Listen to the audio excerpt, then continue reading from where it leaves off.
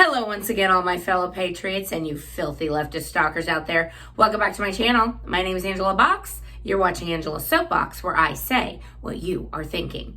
If you're not subscribed to this channel, please go ahead and hit the red subscribe button below. Please share my content with your friends, and especially your leftist friends, because they hate my guts, and as I like to say, that is a badge of honor.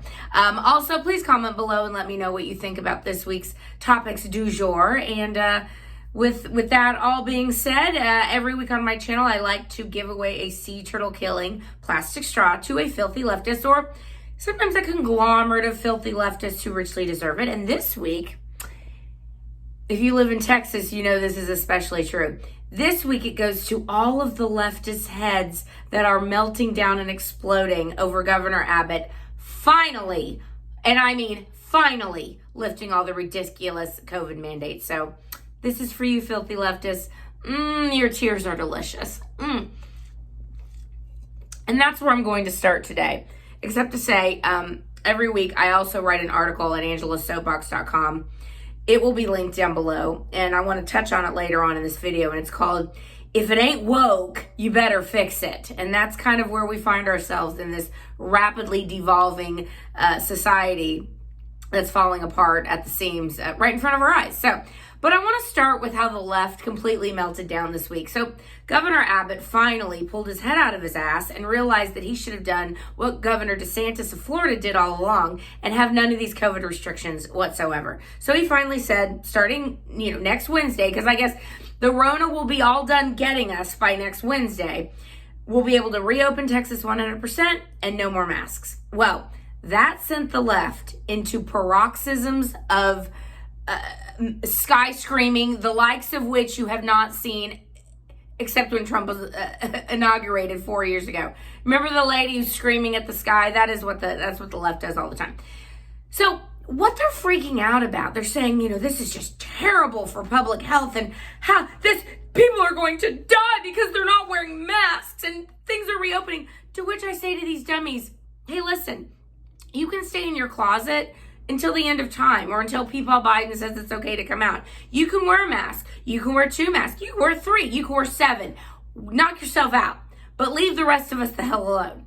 The rest of us are adults, and we can think for ourselves and decide what to do with our own bodies, which, as I used to believe, that's what liberals used to like to say. My body, my choice. Well, my oxygen, my choice. How about that?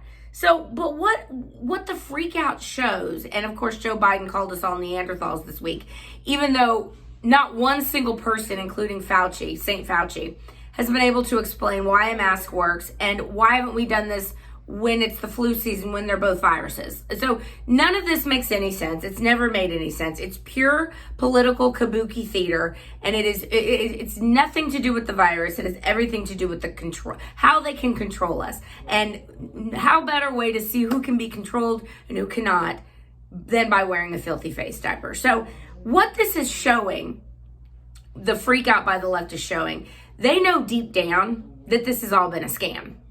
And all of this last year that we've lived through with the masks and the social distancing and the lockdowns and et cetera, once more and more states adopt a freedom-minded mindset, it's going to be shown that we didn't have to do any of this. So when, Trump was listening to Fauci and other people on the coronavirus task force, we didn't know what we didn't know, right? I wish that Trump would have listened to his gut and common sense, saying, wait a minute, this thing's 99.98% survivable, and we've never done this with any other virus ever in the history of the world. We didn't shut down for Ebola. We didn't shut down for SARS. We didn't shut down for H1N1. So I wish there was a little hindsight, but Trump was within a rock and a hard place, because he was damned if he did and damned if he didn't. So I like that he believed in federalism, unlike Democrats, and believed that the states have the right to determine what is right for their states. And Democrats are freaking out about this because, again, it's all going to be shown to be one big scam. And none of this needed to happen whatsoever. So enjoy your little tantrum, leftists, because it's going to get real interesting. But I'm sure they'll find a way to jack up the PCR cycles again. It's like, oh my God, the cases are rising. And Dora the Explorer, Lena Hidalgo, and Sylvester Turner, our disgusting mayor of Houston, have already, just been outraged that this is happening and the mask mandate has been lifted. And obviously, Governor Abbott wants to kill people. To which I say, again, please lock yourself in your closet until Pepaw Biden says you should come out. Do us all a favor and don't show your face to the rest of us, because we don't want to see your ugly leftist faces anyway. So cheers to that. Also this week, as I mentioned, I wrote an article called "If It Ain't Woke, You Better Fix It." And we're living in a society that is rapidly devolving into chaos and hatred of one another, and really the lines are being drawn with people who believe in freedom and autonomy and personal responsibility, just basic enlightenment principles, and then those people who are totalitarian and tyrannical in nature. And this week, the left came for Dr. Seuss, as you, I'm sure, know. And Dr. Seuss, let it be known, was a huge FDR Democrat, okay? This guy was no conservative. He was a big Democrat. But what the left does is they like to apply standards of today to things that happened 80 years ago. So the books that they're all up in arms about with Dr. Seuss were written right after World War II. Now, who were we at war with in World War II? Oh, that's right, Japan. So some of these tropes that the left is freaking out about were unfortunately quite commonplace during that time. Now, as time goes on, we realize that wasn't probably not the right thing to do, and let's revisit some of those visualizations of certain people. But applying our standards, our insane woke standards of today, to right after World War II and Dr. Seuss books, it's just ridiculous. And the skyrocketing sales of his book is showing that Americans are like, no, you're not going to cancel Dr. Seuss. That's a bridge too far for most Americans. But Pepaw Biden is sure canceling him. He made sure to leave him out during the Read Across America event this week. And it's just, the guy hasn't done a press conference since he's been elected or inaugurated. And I use these air quotes on purpose because, you can't talk about certain things on YouTube or they'll take down your content. Something to do with the election and maybe something wasn't so kosher, if you know what I'm saying. But Biden hasn't taken any questions. And this week they actually, when he started to say, oh, I guess I'll take some questions, whatever you guys want me to do. And that was such a giveaway, wasn't it? It really shows you Pepaw is being run. Pepaw is a puppet and the string pullers are telling him what to do. But they were like, no, Pepaw, it's okay. And they cut his mic. They cut the feed. It was amazing to watch. Also amazing is the continued dislikes to like ratio on the official White House channel, which is mind-blowingly bad for Joe Biden and Kamala Harris. But keep it up, guys. Keep that fencing around, because that nothing says that you have the support of the American people like surrounding the Capitol and the White House in barbed wire fencing to keep the public away from you. Yeah. Anyway, okay. So as I was saying, I wrote this article. If it ain't woke, you better fix it. And I listed, this is before Dr. Seuss came out this week, because again, everything is going at breakneck speed. And I want you guys to read this article, because we are now on a point in the world where if something doesn't go dogmatically 100% what the left thinks it should, it is to be destroyed. Take, for example, a lady named Jody Smith. Now, last week I talked in my video about what went on with Smith College with this racist, awful black student who, she was the actual racist and screamed racism when it didn't exist. And, these poor put upon workers were just, all their privilege, all these custodians and janitors and cafeteria workers, all their privilege working at Smith with this piece of garbage, woke psychopath black student who just, by her very existence at Smith, has more privilege than those people did. But I digress. A lady named Jody Smith used to work for the college. She was a librarian, and her story's been around a while, but I didn't really understand until this week why her story is so important. She ended up leaving Smith College because she saw what was going on as unbelievably illiberal, intolerant, and tyrannical and fascistic. And she said, she said, I am of the left. I'm a leftist. I'm a liberal, she said. I believe in liberal values. I'm sure abortion and welfare and illegal immigration, the whole gamut. But she said, we can't even have an argument about issues anymore because it's devolved into this woke psychopathy, as I call it. And she's absolutely right. When's the last time you ever debated a leftist on tax policy? You can't, because they call you a racist and a misogynist and say you're stupid and a knuckle-dragging hillbilly troglodyte. There is no more debate with leftists, which is why I don't really associate with them, because they're all insane. But she had the good point that, more on the left need to wake up to this totalitarianism, and they don't seem to be right now. So please definitely share that article that I wrote this week, and hopefully it gets some people to thinking about where we are and how the hell do we get out of this? I don't know. It's just going to take more of us to stand up and just say, no, I'm not going to let you cancel me because I don't believe we should have a run at the border with illegal aliens pouring into our country, or not vet asylum seekers coming from terrorist countries. I'm not going to let you cancel me for something I wrote 10 years ago that is seen in a different microscope now. Screw you. Screw these people. Anyway, looking at my notes here. Oh, as I meant, yeah. So basically the whole premise is the left has become everything they say they hate. They are the totalitarian fascists. They are the people who want to control every single thing you do. The left does not believe in freedom. The left does not believe in equality. The left believes that everybody should be in a certain little box.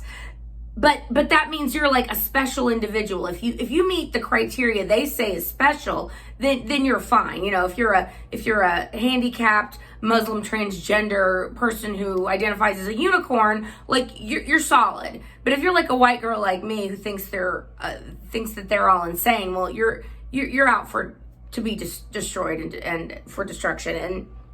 And I guess that's kind of where I want to leave that, is that they are not liberal. They are fascist. They are totalitarian. Now,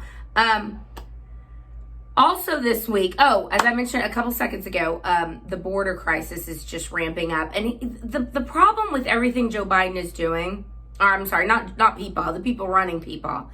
The problem with the things that they're doing with these executive orders and opening the border and everything else is that they're not thinking logically about these things, because the orders that President Trump did, and again, he had to do things because the Democrats, weren't going to work with him at all. But what he did, the orders he signed were for the good of the American people. Period. Whether we're talking about remain in Mexico policy or,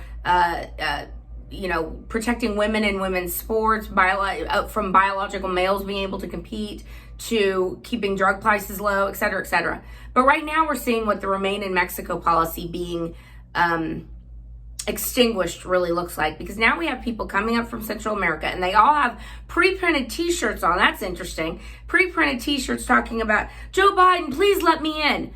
I mean, where'd they get that? I wonder if this is maybe a coordinated attack by shadowy Soros-funded groups. I wonder, because where'd they get these shirts? Anyway, as they're pouring into the United States, and all of these poor children without their parents, who, again, what a great parent to send your kid, your unaccompanied minor, with a coyote, with a human trafficker and a drug smuggler. Way to go. Parents of the year. I'm so sick of this crap. You can't separate children from their parents. Why the hell are their parents sending these kids in the first place? That's what people need to be asking. But that would be a logical question, and that's not what leftists are anymore, is logical. So anyway, the point is that everything that Trump did, they have to do the opposite of. And every opposite thing is actually completely anti-American, and it's an absolute disaster on the border. And Jen Psaki keeps telling people she's going to circle back to this, and it's hilarious. The things that they bitched and moaned about President Trump about keeping the children in cages. They're keeping these kids in like storage containers. I mean, way to envision some human trafficking visuals, guys. I mean, it's just outrageous what's going on. And of course, they're going to be let loose in America with their COVID, and everyone else needs to wear masks and lockdown, but not the precious illegal alien. They're more noble than you are. So, way to go, Joe Biden. everything's going great. So, two more things I want to get to before I leave. And I look and, yeah, we're going to go over 15 minutes again. Oh, well, the world is going quickly and there's lots going on. As I said, I think in one of my other videos, I use this as kind of a journal. Here's what's going on in the world this week. Here's the excrement show going on in the world this week. Trump's CPAC speech, I thought was good. I thought he seemed a little tired, actually, but I think overall it was really good. He had some zingers in there that really pissed off the left.